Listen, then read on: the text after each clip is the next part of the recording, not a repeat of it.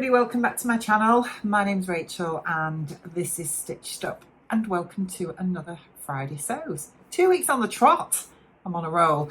So I thought I would come back to you today because I haven't put another vlog out this week, and that's because I've taken on another full-time job, so it seems. Destashing has literally taken up every day of my life this week and last week. I am on a roll. I am destashing so much fabric, and to all of you that have watched me and bought fabrics from me, thank you so much for taking it off my hands. I do appreciate it. But yeah, it's turned into a bit of an epic task, but I am, as much as it's stressing me, and when I say it's stressing me, it's not stressing me from the aspect of offloading fabric. I'm actually well in the zone, if I'm honest. It's more the fact that it takes a lot of work.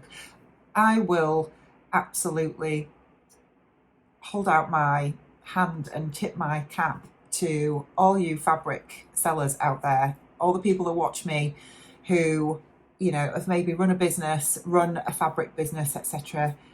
It's a massive job to constantly, you know, have that constant sorting fabric out, passing it up, taking it to the post office, answering customer queries and all that kind of thing. And obviously this isn't a job for me. This is just my own personal stash that I am sorting through.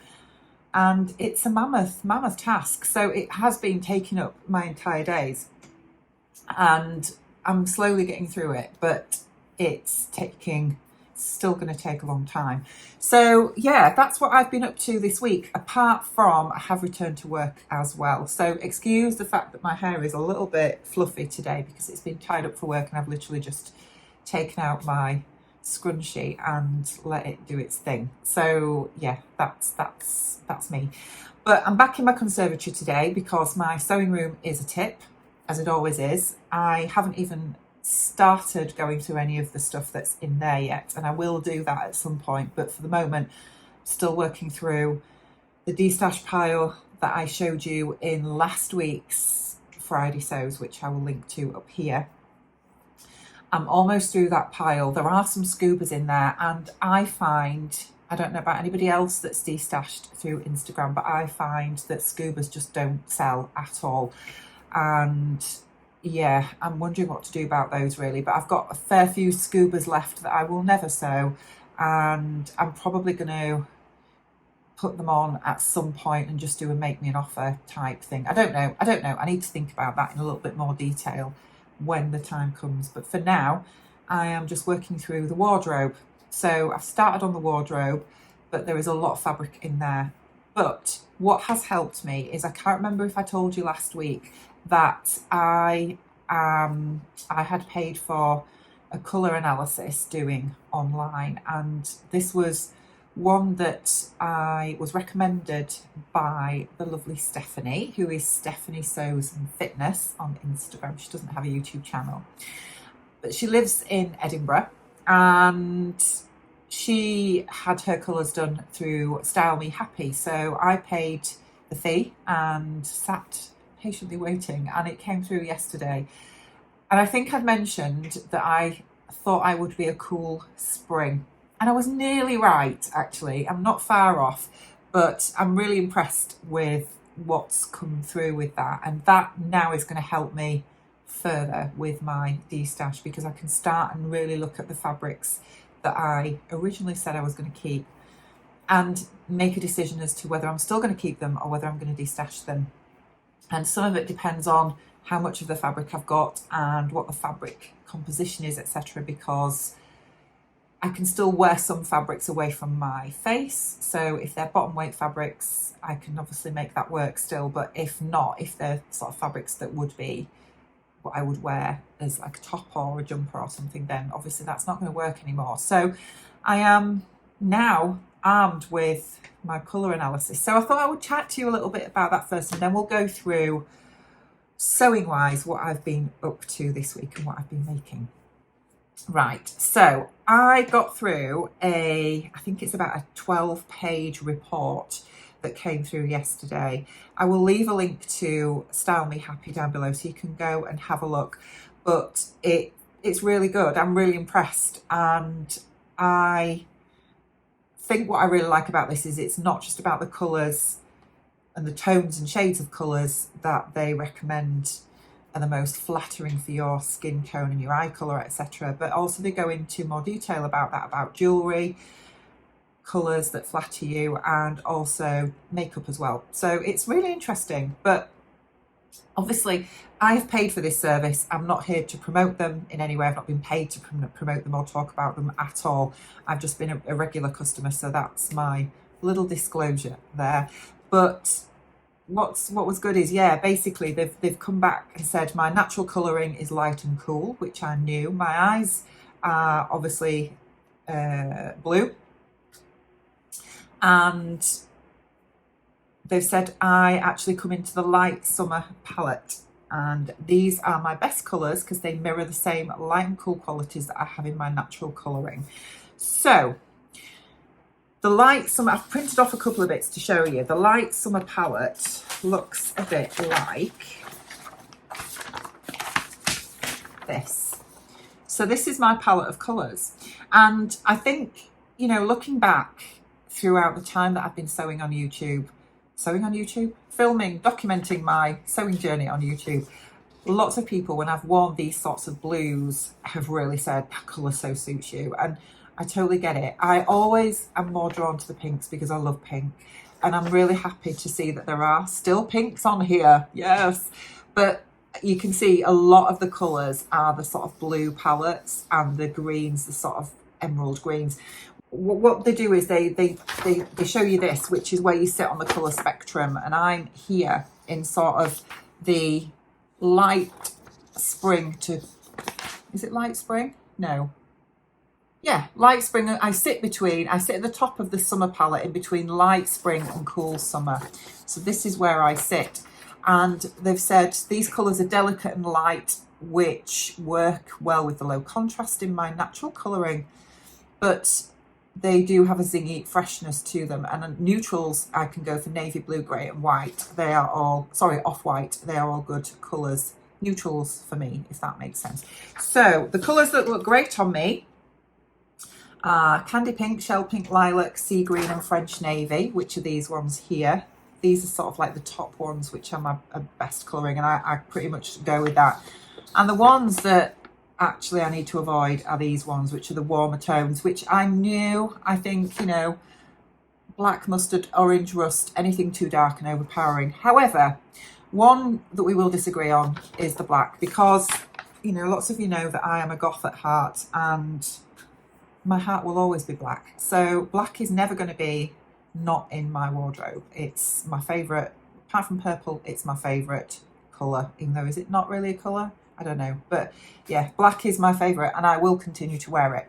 So that's that basically. But yeah, it's really a really good analysis. As I say, it goes through in a lot more detail about makeup colours, recommends I go for lighter shades with cool and neutral undertones, avoid shades that are yellow, orange based, which I figured that out, to be fair, already. Cheeks wise, go for pink tone blush, avoid heavy bronzer because it's too overpowering. Eyes, avoid warm browns and gold. Do you know, I used to always wear brown eyeshadow as well, which is really strange. I don't anymore. I tend to go for pinks and greys and some blues. We're not heading back to the 80s now. And it says go for more grey, silvers, greens and pinks. These will bring out the colour of my eyes. Eyeliner, a charcoal or soft brown will complement my colouring more than a black. I've got black eyeliner on at the minute. Yeah, so that's really interesting. Lipstick, it's given me a couple of options of lipsticks, which are there. So we're looking at the sort of cool toned pinks, really. You know, the pinks that have like a bluey undertone to them. So makeup colours, oh, here we go, look. You get this, makeup colours and eye colours, which is amazing. Hair colour inspiration. They're my colours for hair. Do any of them match me? It's probably that. Oh, it's probably, hang on. Where were we?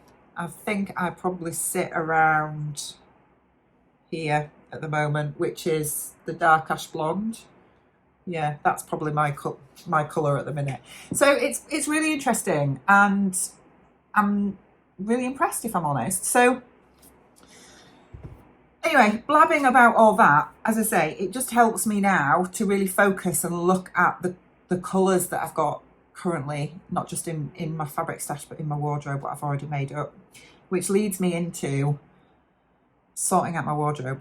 I've done that this week as well, and I have switched around. You know, I don't know if you're like me, that you switch around halfway through the year. So when we're transitioning into autumn and winter, I tend to go through my wardrobe, put all my spring and summer things away, and just have my autumn winter collection, shall we say, in my wardrobe. And I've done that this week as well, and it's been a bit mortifying because I've actually got 3 bin bags full of clothes that I am donating because they either don't fit me anymore, I don't like them anymore, or they they just don't work for me anymore. So I've got 3 bin liners full, and the rest of my summer clothes I have now stored away until next year. But do you know what? I have got so many spring and summer clothes and hardly any winter. I've looked through my winter wardrobe for the clothes that actually fit me at the moment, and I've hardly got anything at all. I've got lots of, I've got my jeans and my jumpers, but dresses and tops and things, I've hardly got any. So that led me to making this last night, which I will tell you about now. This is the Francis top by Fibre, and I've made this twice before. It's a pattern that's been around for a few years now. This is it here. This printout's not very good, but yeah, it's a free pattern. It comes in UK sizes 4 to 32, which is a bust of 30 to 57.5 inches. So it's quite an inclusive size. They are the line drawings there. I think I printed this out when my printer was running out of ink, but it's just a very simple top for woven fabric. It literally is 3 pattern pieces. You've got a front and a back, and then a neckband. And then the back has a slightly lower dipped neck, and it has a more curved hem compared to the front. It's got a grown on very short sleeve that you just turn over a couple of times to create a casing that you insert elastic into, which is what I've got here. And it takes up minimal fabric. So I went with the size medium. Well, basically this is very oversized. I think the finished garment measurements, pattern pieces I have were for the size small, which is the second size. And that was because I originally made this when I was a lot smaller than what I am now. And I think for the size small, the bust is a 33 to 34.5 inch bust. Medium is 36 to 38. And the finished measurements for that are, I don't know, to be honest. Does it actually say? It doesn't say. I can't see it in the instructions. But anyway, what I did was I retraced it and traced out the medium. So I've cut out the medium this time, and I got this sewn up literally after tea last night. It took me about an hour and a half altogether while I was watching a couple of vlogs on YouTube. And yes, I have used this beautiful viscose by Lady McElroy. I bought this after seeing the gorgeous Andie from Andie Sews, who's my lovely friend down in Cornwall. She made, I think it was the Atelier Jupe Emma blouse out of this fabric, and I just fell in love with it. I'd not seen it on the Lady McElroy site before, the Sherwood's site before. So I asked her to point it out to me. She gave me the link, and they had a remnant of 1.2 meters. So I bought it when they had one of their well-known sales, and I made this up last night. So if I stand up, I can show you, because I do think that looking at my colours, this is sort of my colours, because it's got those sort of cool tones to it. I know that there is a little bit of mustard in here, but there's enough sort of blues and off-whites and cooler toned pinks to complement my colouring, I think. I'm just wearing it with jogging bottoms, to be honest, because I've just thrown these on after work. But it was a super quick top to make, and as I say, when I had sorted out my wardrobe and I looked at what I'd got available to me for over the coming winter months, I actually didn't have a lot in my wardrobe, and I guess a lot of you are probably going to shouting at me now saying, it's a short sleeve top, surely you're going to want something a little bit warmer. But you know, I'm thinking I can just wear this with a jumper over the top. It's a good layering piece. I can wear it with my jeans, and I can just put cardigans over the top. I think I much prefer layering throughout autumn and winter than just having one big thick cozy jumper on. It just means that, you know, if I'm getting too hot, I can strip off a bit, and if I'm a bit cool, I can throw on something on top. So yeah, I'm really happy with it. I love this fabric. It's gorgeous. It was a bit not easy to work with because it's very drapey. So I did use the spray starch. I used the spray starch to spray the bias binding that I used to bind the neckline.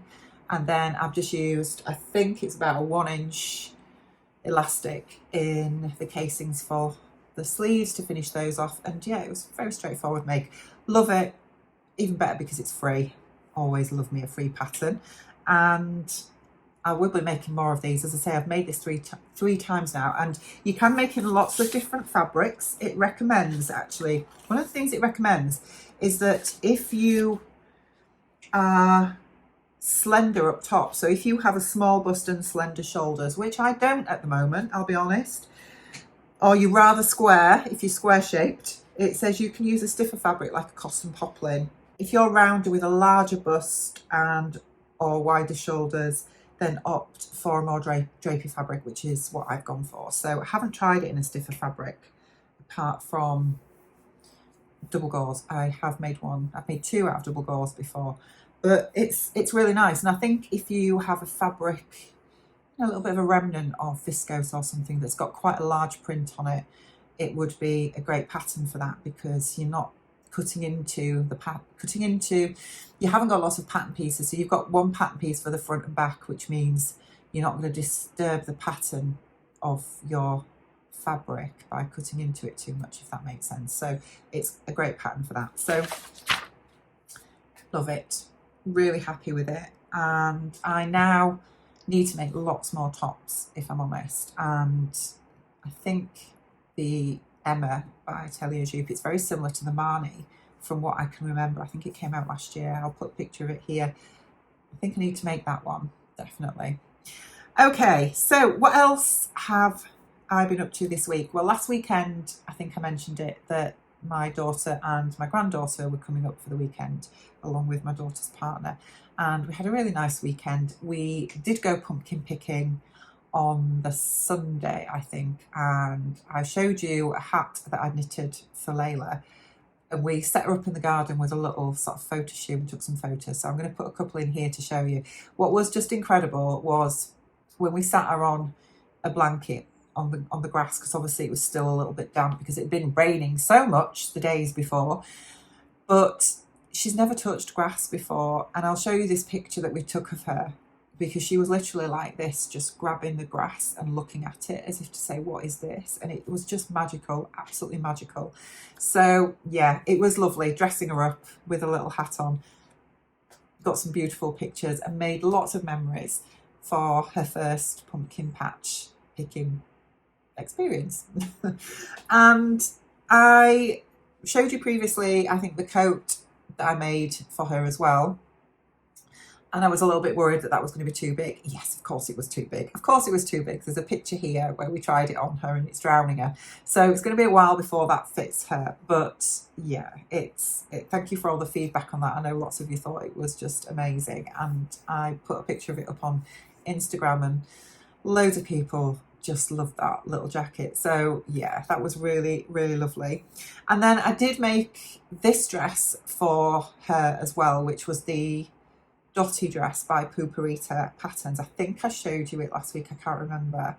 And we tried it on her and it fits her. It's a little bit large because it's the size, I think it's the size 6 months. It's just a little bit on the big side for her, but she can wear it. So we didn't get a chance to put her in it to take some photos while we were here at the weekend, but I asked Bronte to take some when she went home, and she sent me this one yesterday, which is just the cutest. So yes, I think that's a bit of a hit as well, and I'm going to make her some more of those. So what else? I think one more thing. What am I working on at the moment? So I cut out, this was a pattern actually that I cut out for when I went to Shropshire with the girls a couple of weeks ago, and I was going to probably start on this if I got the Atelier brunette shirt completed. And I was just fooling myself, wasn't I, that I was going to get that completed at the weekend. So I brought this home with me, but I started working on it this week, and it is the Marisa pants by Dornbier Designs. Now, they are a indie designer that come only in PDF format, but you can get their fabrics, you can get their patterns directly from the Dornbier Designs website, but you can also get them from Fabric Godmother. And bizarrely, if you buy them from Fabric Godmother, they are cheaper than from the designer's own website, which is really strange. Don't ask me why, I don't know. But anyway, I really liked the look of these pants because they are like a very sort of casual denim lounge pant. I'll show you the picture here. And I just think they're really cool. So I thought it would be nice to make those up just to wear casually over winter. And I had this chambray in my stash, which I decided to use. So I'm in the process of making these now. This pattern comes in sizes. Let's have a look. I think it was either $11 or €11, I think, from Fabric Godmother, thereabouts. It comes in sizes 0 to 24, which is, it gives you a bust measurement. I don't really know why, because that's irrelevant. You don't pull it up around your bust, so don't worry about that. But waist is 24.5 to 43. Hips are 34.5 to 49, so not the most inclusive. The finished measurements of the waist is 37 to 56, and the hips 37 to 56, because obviously it's elasticated waist. So I have been making these up, started on them yesterday, and they are a very loose fit. They're supposed to be oversized, so I think I've gone for the size. Let me just have a look. I think I went for a size 12 waist and graded up to an 18 hip, which is a massive difference, but that's what I decided to do to fit my unique shape, shall we say. So you've got these big oversized slanted front patch pockets, then you've also got these big pockets on the back as well, which are again really oversized. She does say that you can make these smaller if you want to, and gives you instructions how to do that. It's got a yoke at the back as well, which is all top stitched. I'm a little bit worried about the drapiness of these pockets at the minute. I mean, they have been stitched on the flat taut, but they do seem to be draping a little bit because of the size of them, but we'll see how that goes. So there's lots of top stitching. You've got the pockets with double top stitching along the front and the front seam. Again, on the rear pockets, they are double top stitched as well, just with my plain Gussaman thread. I haven't used any top stitching thread or anything because, as I say, it's only chambray. And I am now at the point of doing the waistband, and I was working on this yesterday, and it gives you the option throughout these instructions to actually either use overlock seams or you can flat fell them, but I just thought, you know, I'm using chambray, I'm not getting into all the flat felling, so I didn't bother with that this time. But as regards putting the waistband together, you can either do buttonholes because it has a drawstring waist casing, or you can do grommets, and I decided to go with grommets, but the grommets I have are actually for jersey, not for woven. So as I found to my cost trying to insert one, which has left a bit of a mess there, but I've got plenty of this fabric left, so it's not a problem. But I've had to order some, and hopefully Mr. Amazon will be delivering those today and I can get those finished. And then I'm sort of thinking there might be a nice pair of casual pants that I can just zhuzh up a little bit if I feel like it. So we'll see how it goes. Instruction wise, they seem to be fine. I do have a couple of issues with the branding of this particular designer. I did actually put something on Instagram on my stories a few weeks ago, because when I bought this pattern, this is what I found when I printed it off, and I wasn't really sure what to make of it, if I'm honest, because initially my thought was, are they telling me that I shouldn't be sewing these because I'm a grandma? So I just asked the community what they thought, and I had lots of responses. A few people, most people were actually quite insulted by it, I'll be honest.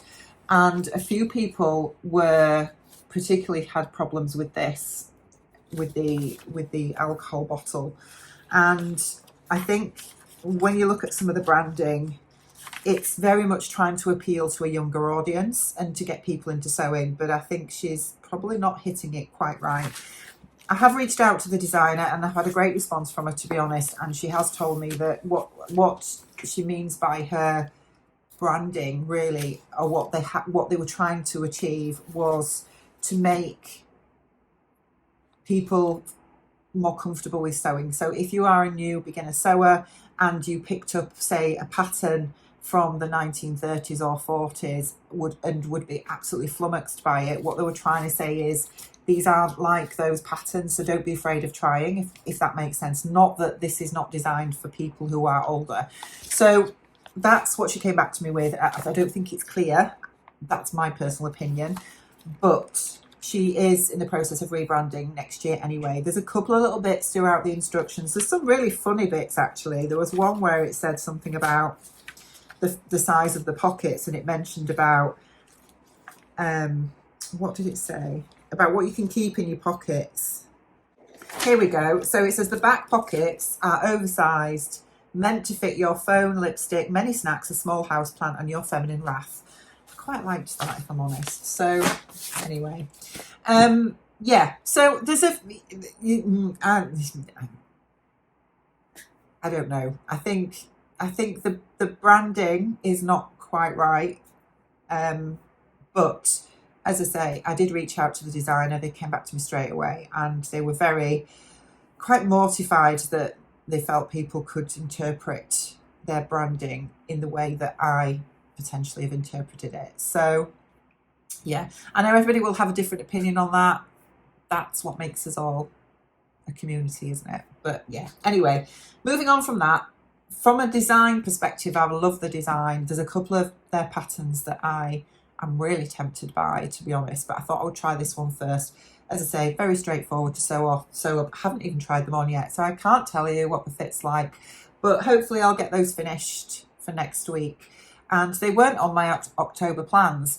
When I made my October plans, I think there was only 3 things that I was going to make for me. One was the shirt, which I finished last week. One was the Silver Saga Jessica dress, I think. It's not called Jessica dress, is it? Can't remember. I'll put it across the bottom. My brain is fried, honestly.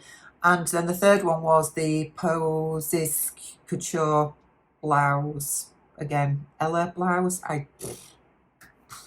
It's gone. I haven't started on that one yet, which really I should do, shouldn't I, when I was saying that I wanted to be, I need more tops in my wardrobe, but I haven't started that yet because I've got diverted onto making pants. So, and we have a few days of October left. I don't think I'll get that top finished, but the other bits and pieces that I wanted to get for Layla have been done, which is great. So yeah, we'll be working towards November next. which, having gone through the wardrobe, having gone through my stash, I'm a little bit more focused on what I need to be sewing, but I'll leave that for another time.